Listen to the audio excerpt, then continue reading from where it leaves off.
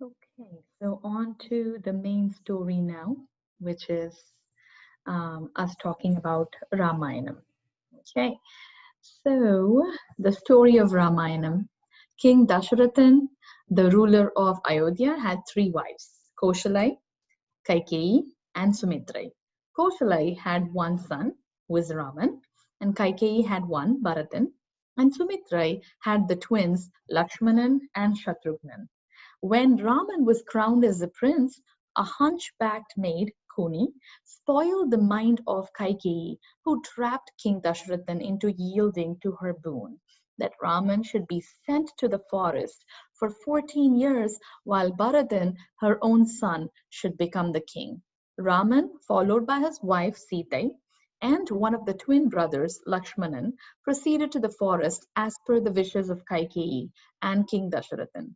Unable to bear the injustice he had done, the king died. During their exile in the forest, the 10-headed king, Ravanan, from the island of Lanka, Ilangai, got infatuated with the beauty of Sita, cunningly abducted her to the island, and forced her to love him.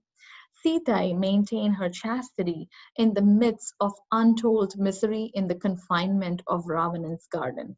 With the help of Guhan, Hanuman, Sugrivan, and others, Raman found out where Sita was held captive, and after a fierce battle, rescued her from the clutches of Ravanan. Raman returned to Ayodhya with everyone and was crowned as a king. For a detailed and excellent version of the story, Rajagopalacharya's Ramayanam may be consulted.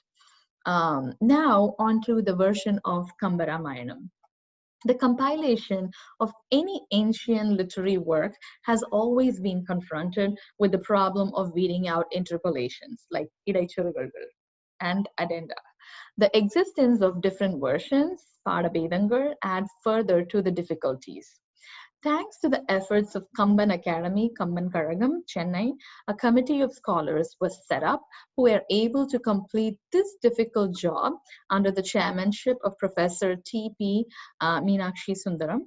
The result is the publication of Kamba Ramayanam in 1976, which serves as the standard authority commonly used at present. The revival of interest in Kambaramayanam is evident by the organization in several towns of annual debates and discussion groups in which reputed scholars participate. Some people believe that Kambar's adoration of Raman as the incarnation of Thirumal perpetuates caste differences. The book has 6 chapters: Gandangal, Balagandam, Ayodhya Gandam, Aranya Gandam, Kishkinda Gandam, Sundara Gandam, and Yuddha Gandam.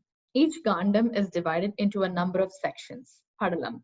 There are 118 sections, which collectively contain approximately 12,000 poems. Kamban has elegantly employed the Viruttam meter in his compositions. Kamban's ability to use the Sandam in its varied dimensions to express human emotions faithfully adds color to his poems and sets the musical flow to his verses.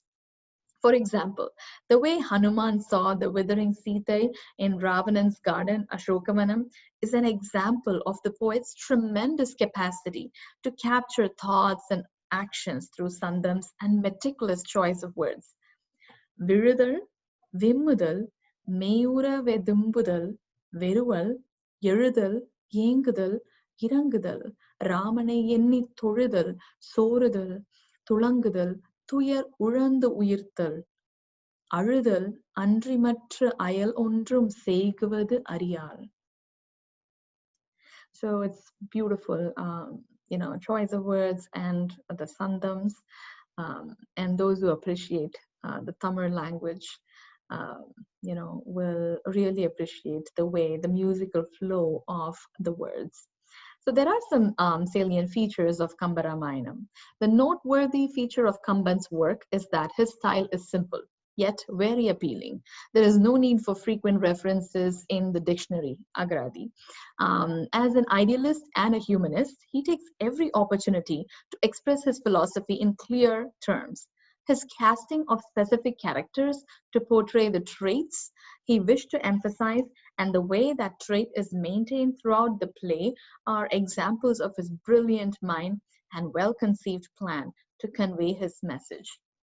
So, Kamban's concept of the divine, it's true that unlike Valmiki, Kamban regarded Raman as the incarnation of Thirumal. However, he used the name Thirumal in its broadest sense to refer to the supreme or absolute being. Even at the outset, he had expressed his secular views very clearly, as seen in the invocation given below. Which I'm going to read in a few minutes. Indeed, he followed Thiruvalluvar in this regard by first paying homage to the divine, Mei Unarvu, then to learned people, Neethar Perumai, and finally to ascetics, Aravur. Ulagam yavayum tham ulavakulum, நிலை பெருத்தலும் நீக்கலும் நீங்களா அழகு இலா விளையாட்டு உடையார் அவர் தலைவர் அன்னவர்க்கே சரண் நாங்களே. அழகு இலா means முடிவில்லாத. சிற்குணத்தார் தெரிவு அருணல் நிலை எர்கு உணர்த்த அரிது எண்ணிய முன்றனுள் முற்குணத்தவரே முதலோர் அவர் நற்குணக் கடல் ஆடுதல் நன்று அரோ. சீர்குணத்தார் means ஞானிகள், எர்குனா எனக்கு, முற்குணத்தவர் சத்துவகுணம் உடையோர். ஆதி அந்தம் அரி என யாவையும் ஓதினார் அழகு இல்லன உள்ளன வேதம் என்பன மெய்நெறி நன்மையான் பாதம் அல்லது பற்றிலர் பற்று இலார்.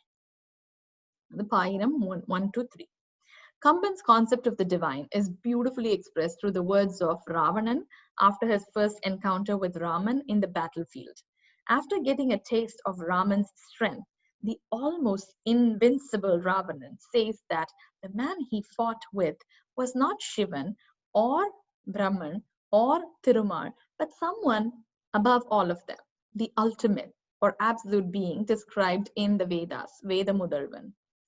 Shivano Allan, Nanmugan Allan, Thirumalam Avano Allan, Meivaram Yellam Adaginan, Tavano Yennin Seidimudikkum Taran Allan, Ivanodan Aveda Mudal Karanan Yenan.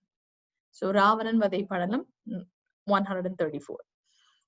In describing the course of the river Sharayu, Kamban introduces another profound concept, as if to appease the religious tensions prevailing at that time. He states that the big expanse of the river initially arises as trickles from among the rocks, gathers more and more water all along before joining the sea. The simile he employs is that the big river that flows through many villages and towns with different names has only one origin. This resembles the absolute being that cannot be described fully by the scriptures, but is sought by different religions under different names, is ultimately only one. The following lines illustrate Kamban's religious broad-mindedness and universal views of the Supreme Being. Kallidai பிறந்து போந்து கடலிடை கலந்த நீத்தம் எல்லை இல் மறைகளாலும் இயம்ப அரும் பொருள் இது என்ன தொல்லையில் ஒன்றே ஆகி துறைதொறும் பரந்த சூழ்ச்சி பல்பெருஞ்சமயம் சொல்லும் பொருளும் போல் பரந்தது அன்றே. This is Atrupadalam 19. The manner in which Kamban expresses his acknowledgement to Valmiki in the following verse shows the humility one could expect only from a person of Kamban's high moral caliber. He states in the invocation that of the three poets, Valmiki, Vashishthar, Bodhayanar, who wrote the story of Raman in Sanskrit, he followed the first author, Valmiki, for his Tamil version.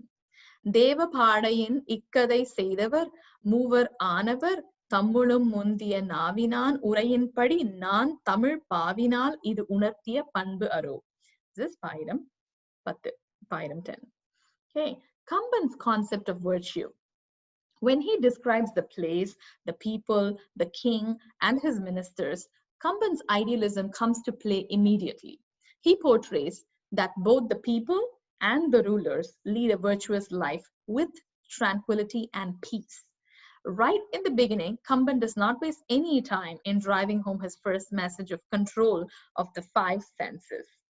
The river Sarayu, he says, flows through the beautiful Koshala country, where people have complete discipline over their five senses so that they do not let their passions carried away by the dazzling eyes of unchaste women.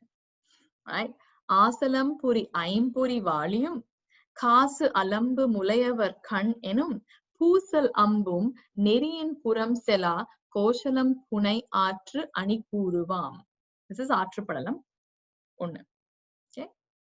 Describing the kind of people in that country, Kamban uses his imagination and creates an ideal society where there is no philanthropy because there is no one to accept. There is no heroism because there are no enemies. There is no such thing as truth because no one utters lies. There is no ignorance because everybody is well read. வன்மை இல்லை ஓர் வறுமை இன்மையால் திண்மை இல்லை ஓர் செருநர் இன்மையால் உண்மை இல்லை பொய் உரை இலாமையால் வெண்மை இல்லை பல கேள்வி மேவலால். நகரப்படலம் 53. Kamban continues his concept of the ideal society by stating the attributes of King Dasharathan. He loved his subjects like a mother. His actions were always directed towards their welfare. He led them like a son along the right path. He punished them like disease without showing favoritism. He served as their spiritual head by leading them with his wisdom and behavior. தாய் ஒக்கும் அன்பின் தவம் ஒக்கும் நலம் பயப்பின் சே ஒக்கும் முன் நின்று ஒரு செல்கதி உய்க்கும் நீரால் நோய் ஒக்கும் எண்ணின் மருந்து ஒக்கும் நுணங்கு கேள்வி ஆயப்புகுங்கால் அறிவு ஒக்கும் எவர்க்கும் அன்னான். அரசியற் படலம் 4. 4. Okay. I think I'll continue the rest in the next part. So thank you for watching.